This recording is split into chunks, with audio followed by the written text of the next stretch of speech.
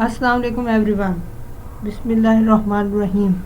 आज से हम शुरू करने जा रहे हैं ICS first year physics chapter number 2 exercise के short questions.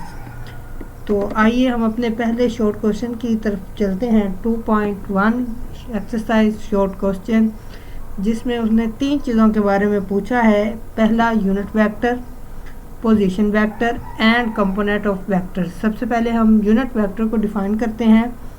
A vector whose magnitude is one called unit vector. जैसे कि टॉपिक के नाम से शो हो रहा है, यूनिट कहते हैं वन को। तो जिस वेक्टर का मैग्नीट्यूड 1 होगा वो यूनिट वेक्टर कहलाएगा। It is used to find the direction.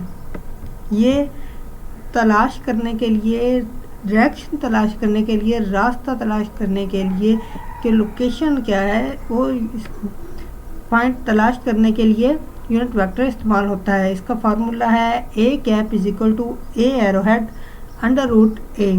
उसके अगला टॉपिक है पोजीशन वेक्टर।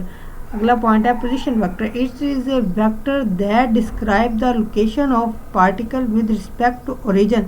ये पोजीशन को ओरिजिन के हिसाब से हमें बताता है कि डायरेक्शन किस तरफ है, लोकेशन किस तरफ है, ओरिजिन के हिसाब से। The position vector r arrowhead of point p a b in x y plane is given by a arrowhead a i cap plus b j cap plus c k cap, where k cap is the unit along x axis in 3 dimension. The position r from origin will r। तो इससे जो एक direction है ए i cap plus, इसका formula है कि आई plus जे plus के, इसको प्लस करेंगे। उसके बाद where i j k are unit vector along x y and z axis respectively. जो y है वो ए बी सी है, जो x है, जो y, जो x एक्सिस है, z एक्सिस जो है रिस्पेक्टिवली i j k है। उसके बाद कंपोनेंट ऑफ वेक्टर्स।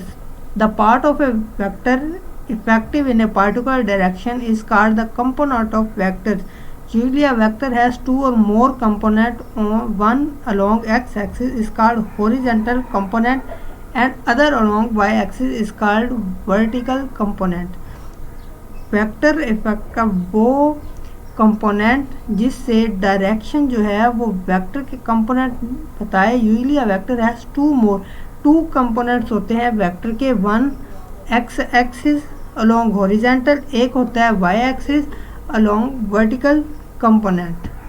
उसके बाद हमारे पास है 2.2 short question. The vector sum of 3 vectors gives a 0 resultant. What can be the orientation of the vectors? The resultant of 3 vectors of equal magnitude is equal to 0 if they are represented by the 3 adjacent sides। जो हमारे पास 3 vectors हैं उसको अगर हम 0 के बराबर रखें और उन तीनों को एक ट्रायंगल की सूरत में हमने शो किया a b c by using head tail rule. Head और टेल रूल के मुताबिक हमने ये डायग्राम में उसे जो है वो कंबाइन कर लिया है। Thus the vector sum of 3 vector is 0।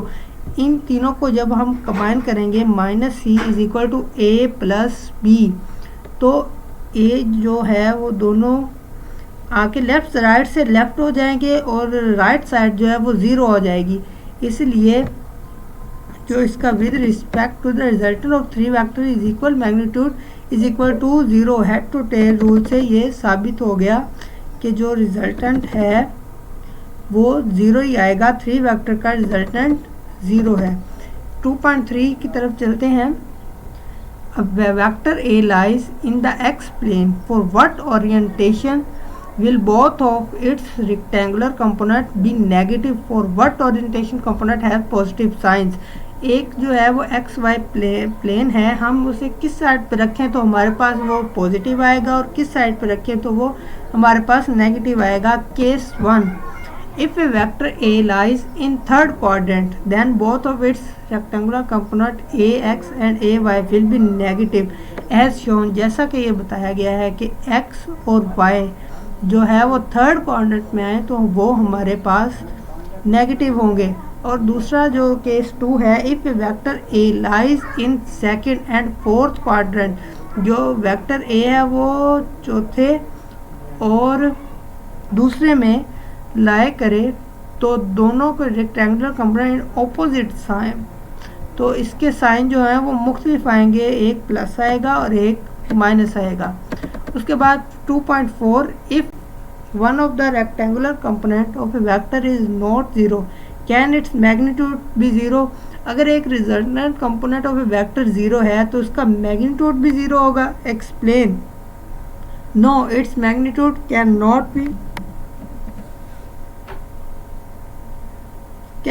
B zero. उसका जो मैग्नीट्यूड है वो कभी भी ज़ीरो नहीं होगा, ज़ीरो के बराबर नहीं होगा। तो no, its magnitude can not be zero because the magnitude of vector contain the sum of square of its component. So if one of the component of a vector is not zero and even if they have the opposite signs, magnitude of a vector cannot be zero according to formula a is equal to ax square plus ay square ऊपर square root ay is equal to 0, a is equal to ax square plus 0 square, arrowhead a is equal to a square x, a is equal to square root से cut गया, a is equal to ax, a is not equal to 0। आज के topic का हमारा last जो है 2.5, can a vector have a component greater then the vector magnitude. क्या जो वेक्टर है वो वेक्टर्स कंपोनेंट से बड़ा होगा? No, the magnitude of a vector can not have component greater than its magnitude because component of vector is always less. जो magnitude का vector है वो कभी भी वेक्टर मैग्नीट्यूड से बड़ा नहीं हो सकता, क्योंकि जो component of vector always less in magnitude, magnitude में वो कम होता है। Only in case equal triangle they are equal, ये इक्वल हो सकते हैं, कभी भी बड़े नहीं हो सकता। Yes, the statement is correct if we do not take the case of rectangular component, so a vector have a component greater than vector magnitude, ये कभी भी उसके बराबर नहीं हो सकता। उम्मीद है आपको वीडियो अच्छी लगी होगी। शुक्रिया।